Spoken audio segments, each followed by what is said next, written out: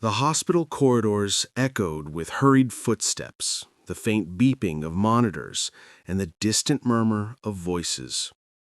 For Sophie, a dedicated nurse in her late 20s, these walls had become her world. She gave all her energy to her patients, hiding her own loneliness behind kind smiles and careful hands. Love, she thought, was something for another life, another time. One quiet evening, Sophie walked into room 214. She expected routine. Check the charts, adjust the IV, make sure everything was in order. But the man lying in the bed wasn't like her other patients. His name was Michael, and though his body was weakened by illness, his eyes shone with a gentle warmth. "You must be the nurse everyone talks about," he said with a faint smile. "The one who makes people forget they're sick." Sophie's cheeks warmed. She gave a small laugh as she adjusted his pillow. "I think they exaggerate. I just do my job." But over the next few days, Michael noticed the little things, how she always remembered his favorite tea, how she spoke softly so he could rest, and how she never rushed their conversations, even when her shift was busy. And Sophie noticed, too, how he never complained, how he managed to find humor, even in pain, and how his eyes followed her as if her presence was the best medicine he could receive. They began to talk beyond the surface. Michael told her about the books he loved, about his passion for painting, about the places he dreamed of visiting once he was well. Sophie shared her own secrets, the childhood afternoons she spent in her grandmother's garden, the dreams she once had of traveling, the loneliness she often carried quietly. One rainy evening, Sophie lingered after her rounds. The rain tapped against the window, and the room glowed softly in the dim light. Michael looked at her with a seriousness she hadn't seen before. "You make me forget where I am," he whispered. "When you're here, this room doesn't feel like a hospital. It feels alive." Her chest tightened. For a moment, she forgot about the rules, the uniforms, the distance she was supposed to keep. She reached for his hand, feeling the warmth of his skin. "Then let's make every moment count," she said softly. Their bond grew stronger as days turned into weeks. She was there for his hardest nights when pain made him restless. He was there for her long shifts, reminding her that she wasn't invisible, that someone saw her heart. It wasn't an easy love. It was born in a place of suffering, tested by uncertainty, but it was real. And as Michael's health slowly improved, Sophie realized that healing wasn't just about medicine. Sometimes it was about two souls finding each other in the most unexpected place. In the quiet corners of the hospital, amid the hum of machines and the scent of antiseptic, Sophie and Michael discovered something rare: love that healed them both. Weeks passed, and Michael's strength slowly returned. His walks down the hospital corridor grew longer, his laughter louder, and his eyes brighter. Sophie watched his progress with quiet pride, though a part of her heart ached, because she knew that soon he would leave room 214, and their days together would no longer be measured by her shifts. The morning of his discharge, Sophie entered the room with his final chart in hand. Michael was dressed in simple clothes, no longer the pale figure confined to a bed. When he saw her, his smile was soft but full of meaning. "So this is it," he said gently. Her heart sank. "You're going home. That's good." "It is," he agreed, then hesitated, "but it won't feel like home without you." Her breath caught. For weeks, she had held her feelings behind a nurse's professionalism, convincing herself it was wrong to want something more. But now, as he stood ready to step into his new life, the truth pressed heavily on her. Later that evening, after her shift, Sophie found herself walking out of the hospital doors, the cool night air wrapping around her. And there, leaning against the railing, was Michael, waiting. "I wasn't sure you'd come," he said, his voice almost uncertain. She smiled softly. "Neither was I." They walked together in silence until they reached a small cafe near the hospital. Over steaming mugs of tea, away from the sterile white walls and endless hallways, they spoke freely about their fears, their hopes, their dreams. The connection they had built in quiet hospital nights only deepened in the world outside. Weeks turned into months. Michael painted again, often gifting Sophie with canvases inspired by the rain-soaked windows and soft lights of room 214. Sophie, who once thought her heart had no place for love, found joy in evenings spent at his side, laughter replacing the exhaustion that had defined her days. One spring afternoon, as they sat in the park surrounded by blooming flowers, Michael reached for her hand. "You once told me hospitals are where people come to heal. But the truth is, you healed me in ways no doctor ever could. Sophie, you've given me back my life." Her eyes filled with tears as she leaned into him. For the first time in years, she felt whole.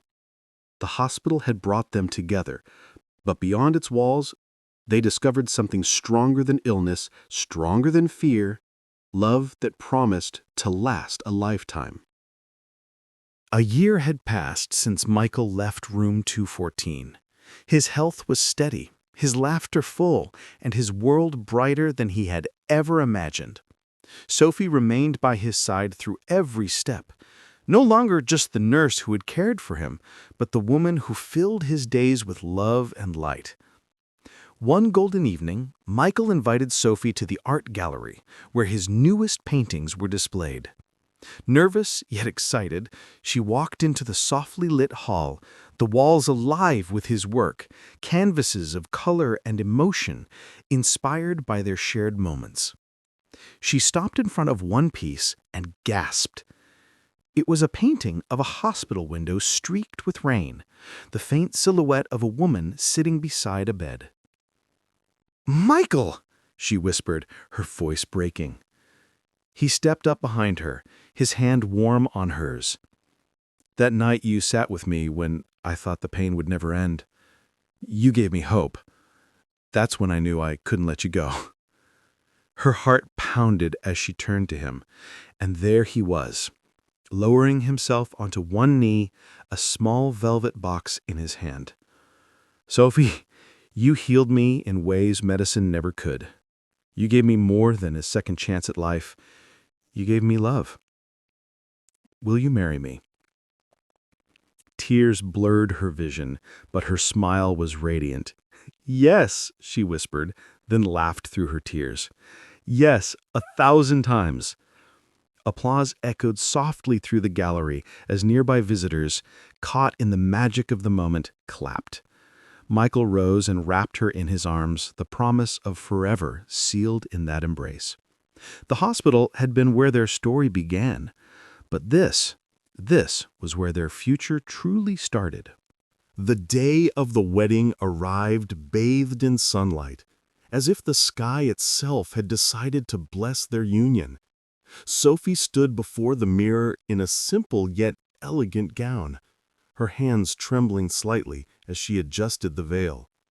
She had faced countless long nights in the hospital, held hands through pain and fear, but nothing had prepared her for the rush of joy she felt at this moment. Outside, guests gathered in a garden filled with flowers, their fragrance mixing with the soft notes of a string quartet. Michael stood beneath an arch woven with roses and ivy, his heart racing as he caught his first glimpse of Sophie walking toward him. To him, she wasn't just a bride. She was the reason he had survived, the reason he had learned to hope again. When she reached him, their eyes locked, and the world around them faded. The vows were simple, but every word carried weight. "I promise to stand by you in health and in hardship," Sophie said, her voice trembling but strong.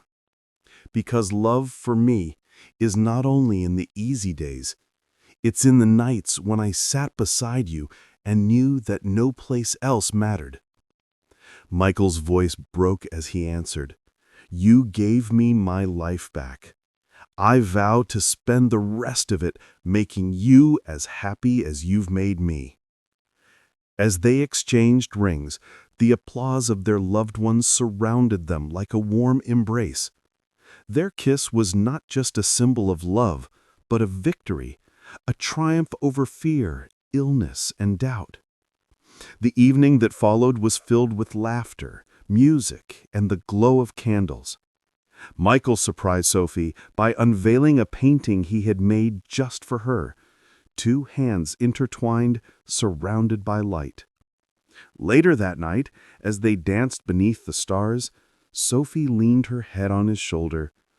"Do you realize," she whispered slowly, "that everything started in that hospital room?"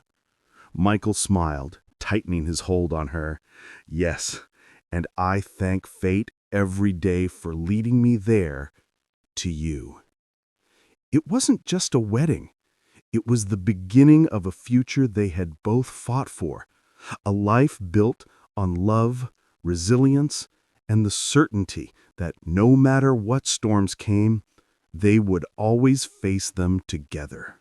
5 years had passed since Sophie and Michael exchanged their vows in the blooming garden. Their life together was not always easy. There were long days at the hospital for Sophie, late nights when Michael lost himself in painting. But every challenge only brought them closer. Their home, a cozy house filled with light, was alive with love, laughter, and the smell of fresh coffee in the mornings. One spring morning, Sophie walked into the studio where Michael was working. The walls were covered with his art, but on the easels stood something different, an unfinished painting of a cradle bathed in golden light. She smiled knowingly. "You've already started." Michael looked up, his eyes filled with quiet excitement. "I couldn't help it. I wanted to paint the world our little one will grow up in." Her hands instinctively rested on her growing belly. Their child, a dream they once feared might never come true, was now a reality.